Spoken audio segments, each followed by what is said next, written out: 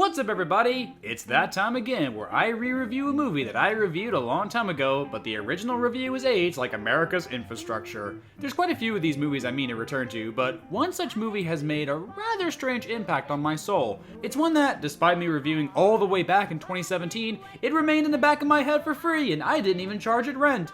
So, I decided to rewatch the movie with some friends for a Patreon exclusive, which you can watch exclusively on my Patreon. Disney, hire me as a writer. I'll work for you for free and you won't even have to pay me. Okay, I'm done. I'll stop now. Anyway, I watched the movie with my friends Audrey Graywin and Sonam, the hiccup guy from TikTok, and when we were done watching it, we all had the same feelings about it. I love this. Bro really couldn't, wait. Bro literally couldn't wait. For some stupid reason. They're fucking Villain arc. Yes. That's kind of what happens, honestly. Not getting my army. I hate you. It's so dumb. Man, I'm so glad that after 7 long years, my thoughts on a movie have not changed in the slightest. Strange Magic is amazingly bad. It's perhaps the best bad movie Disney has ever created. I mentioned this back in my original review. I actually recommend people check it out because of just how awful it is. This movie virtually does everything wrong, but does it in such a non-self-aware way that it kinda keeps you invested just to see how batshit insane it will be. So, a little backstory. This movie is the brainchild of the legendary George Lucas.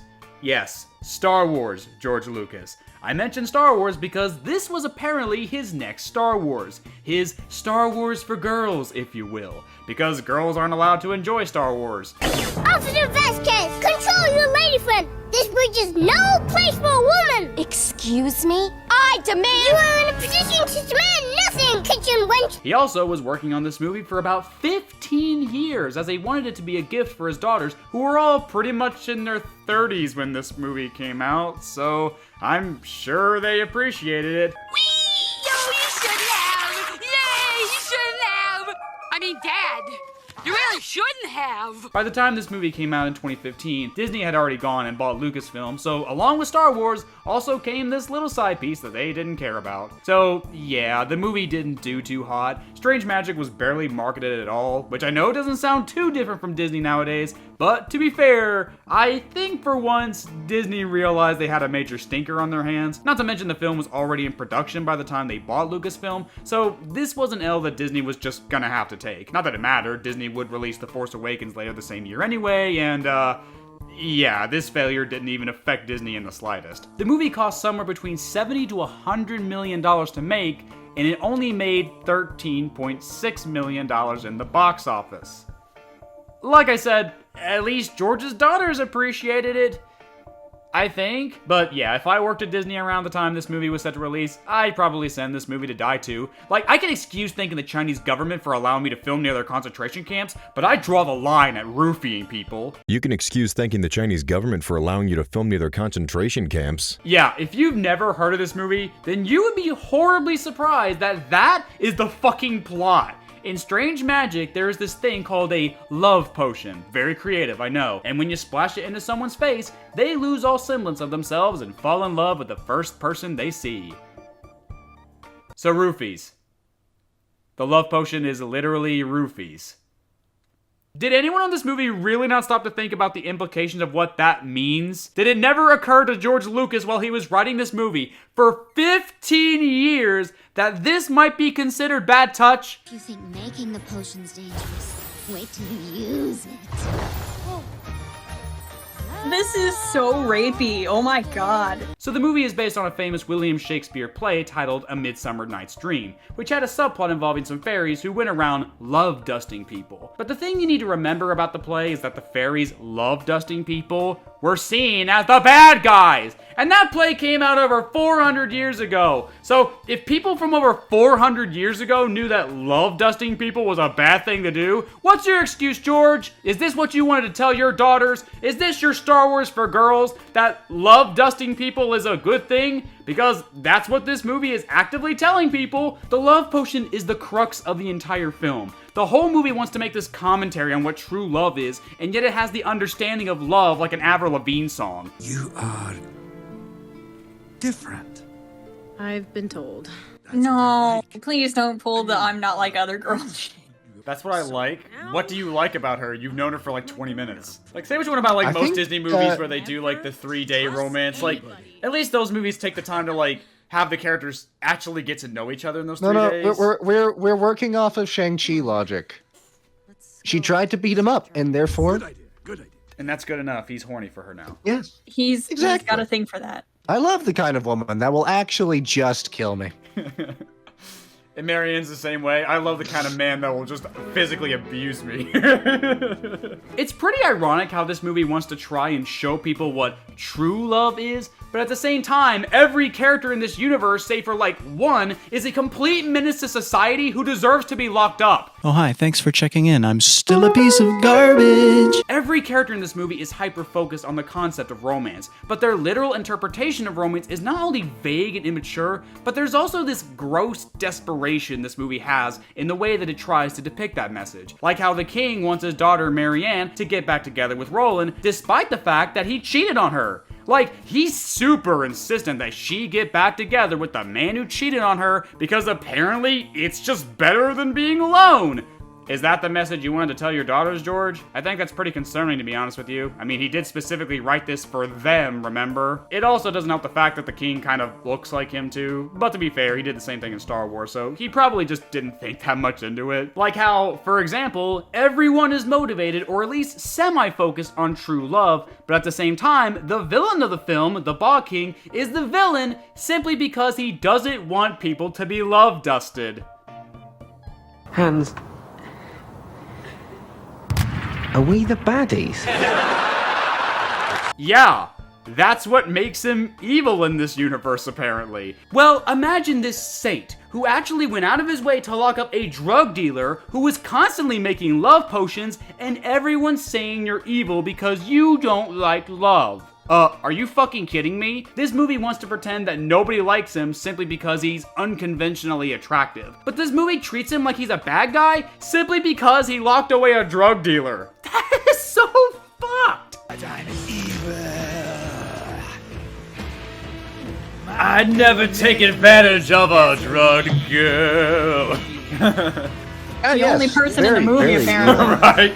Easily the best character in this movie is Bog. He's like the only character with any semblance of common sense. Not to mention he's the only character in the movie that's unironically actually funny. The movie admittedly does have a good sense of comedic timing, which can lead to some genuine laughs here and there. I hope you've got a strong stomach. Get the fuck up!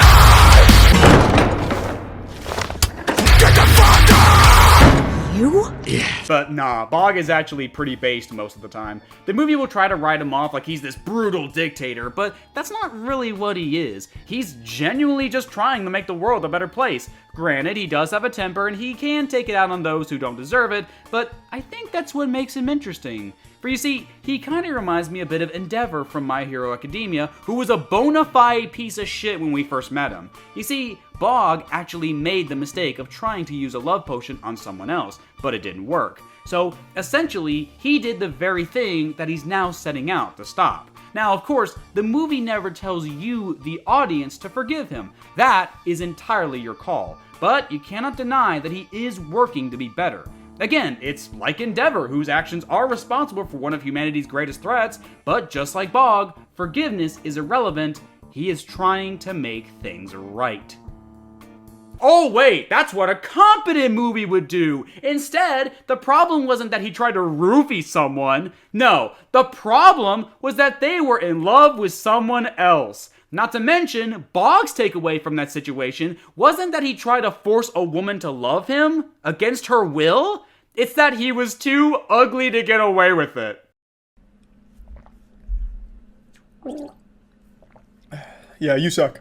You just fucking suck. And yet, ironically, he's still the best character in the movie because even though the takeaway was wrong, he's still, at the very least, trying to prevent more people from suffering that fate. While everyone around him, including his own mother, keeps on telling him that he's wrong for doing so. Alan Cumming is, like, a really good actually singer. really good in this role. Yeah. Like I said, Bog's the one good character in this movie. I actually like him. And he's the evil dictator of the Dark Forest. Yeah, right? So here's where the box stops being the best character, and he suddenly, out of nowhere, just starts becoming more, like, relatable. No. He stops being a villain and stuff. He just starts to blend in with the rest of the characters, is the best way to sum it up. I don't know what his motivation at the beginning of the movie was. His motivation was to keep people from being date raped. And that makes him the villain, apparently. He changed it halfway through where it looks like, oh, it's okay, roofies are okay. What is this movie? Why does this movie insist that roofing people is a good thing to do? What the actual fuck is wrong with this movie? Okay, I forgot about the kaleidoscope bullshit. Oh yeah, this is Oh my weird God. fucking kaleidoscope ending. Were the roofies LSD? A little bit of LSD might have slipped There's in the so cracks many by drugs in this accident. movie. Oh, he's still I love that racist. the end. That is the last shot of any character besides them. It's just the king being racist. You know, outside of everything else. Like, how about the fact that this is a jukebox musical? That's right, this is a Disney movie that uses pop music, because that always works. Now, to be fair, again, this movie was already in production, and I guess Disney just didn't want to be bothered to write actual music for this movie. They just let Lucasfilm finish this movie in the background while they focused on ruining Star Wars. Which is interesting when you think about it, because they let Strange Magic survive when they bought Lucasfilm, but they killed Nimona soon after they bought Blue Sky. So, essentially speaking, a movie that says roofing people is a good thing got priority over a movie that says people of LGBTQ are being mistreated and it's wrong. Just something to ponder over if you ask me. Oh wait, we were talking about the music, weren't we? Yeah, it's mid. What are you trying to say? I think on their own, the songs and medleys are actually pretty well made. Some of these songs do fit together well, surprisingly enough. They're also sung well and have some pretty big names singing them, such as Evan Rachel Wood, Alan Cumming, and Kristen Chenoweth. There's just two main problems with these songs. One, they don't fit the movie at all. And two, there's just so fucking many! There are a total of 13 songs in this movie. 15 if you want to separate the medleys. Not to mention the genres are all over the place. It really helps a musical when the whole thing has a consistent sound to it. But this movie has Kelly Clarkson in the same vein as Deep Purple. I can't imagine two different artists being forced to coexist in the same place. I'm not judging y'all's playlist when you're driving the car, but we're talking about a movie here that can't stay consistent with its sound. I mean, give Wish credit? All of its music was bad, but at least it was consistently bad. Now, with that being said though, I would pick this soundtrack over Wish, I'm not gonna lie, because it's at least nice to know Disney now has two movies that honor Elvis Presley. That's actually really cool. Interesting fun fact about this movie, the imp, who is clearly this movie's very sick idea of a marketable character, is voiced by Brenda Chapman. Yeah, that Brenda Chapman. It's the most random ass casting I have ever seen in a movie, and I just don't understand it at all. I mean, I'll give the M credit for one thing, at least compared to that stupid Star, he actually has plot relevance. You know, thinking about it, this movie is a lot like Wish, isn't it? You have a king who's seen as the villain, but is actually trying to help people, and yet is seen as the villain for it. You have a main character who's kind of annoying, doesn't really go through a character arc, and even sings a semi-romantic song with the villain. Only this time she actually hooks up with him in the end, so there's that. You have pop music in the movie, you have worthless side characters that no one cares about, but at least Wish doesn't have Sunny. Ooh, Sunny.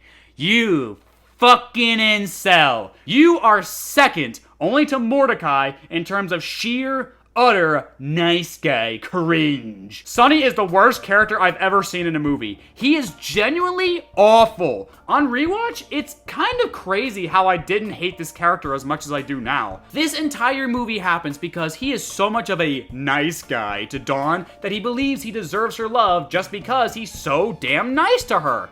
And when that doesn't work, he decides to go get a love potion. I don't care that it was Roland's idea in the first place. At least he's honest about what a piece of shit he is. Sunny is even worse. He's deluded himself into thinking he's actually a good person, even though he's more than okay with trying to roofie his best friend just to get into her DMs. And the movie treats it like it's no big deal either. The people around him treat it like it's high school gossip, not a literal crime. Please beat him up.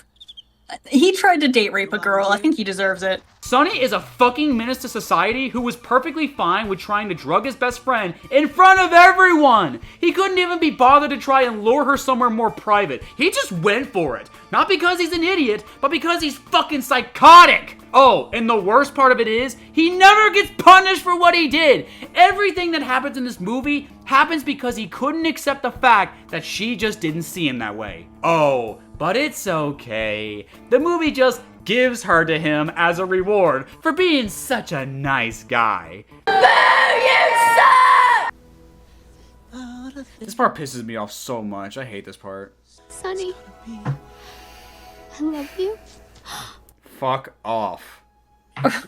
Just fuck off. For I'm in real. love with the guy who tried to date rape me. And he What gets a no positive message for girls. He gets no punishment either. Like, he did all of this. This is all his fault. And he gets no punishment whatsoever. You, sir, are a certifiable nutball. So roofing girls is a good thing, apparently, in this movie's eyes. I love the roofies. Oh, it's so fucked. Sonny! What? If anything happens to my daughters, I'm holding you personally responsible! He is personally responsible! Take his incel ass to the guillotine already! Also, can we talk about the fact that Sonny looks like he's in his 30s while Dawn looks like she's 15? Why don't you have a seat? This movie is absolutely cursed. It is embarrassing. It is the failure that Wish wishes that it was. Wish was aggressively mid. It's less the final product I hate, and more of how Disney mangled up so many great ideas and chose to play it safe for their 100-year anniversary special. But I've already made 2 videos on Wish already, and I might even make a 3rd one if that documentary turns out as interesting as I hope it is. But as for the final product, it was just dull. It was boring. It played itself so safe and so straightforward, honestly. If it wasn't for the fact that it was Disney's 100-year celebration film, then honestly, I doubt anyone would have given 2 shits about it. Wish is a complete failure, even as a failure. It couldn't even fail in a spectacular way. Strange Magic, on the other hand, fails in an extraordinary way. Despite how awful everything in this movie is, from the pacing, to the music, to the characters, to the message, despite all of that, this movie's fucking hilarious, dude.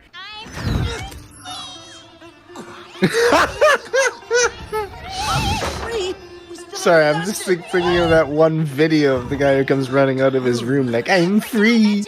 I'm free! It's even the same voice, too, the same tone. Yeah, it's the exact same. Not a minority! Well, I was about you're to just say, my daughter's racist. kissing a non-white little person. Are you a girl? Isn't it? Oh, that's right! It's a girl! I thought they were boys. My bad. I thought they were the first gay look couple in who's Disney. homophobic now. I wasn't homophobic, I was cool with it. Where'd the gay go? Where'd the gay go?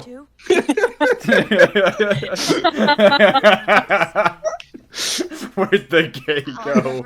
I can't find it anywhere in this Disney movie. I need that just clipped somewhere. This movie would be infinitely better if there were more gay in it. Just gay everywhere, you know?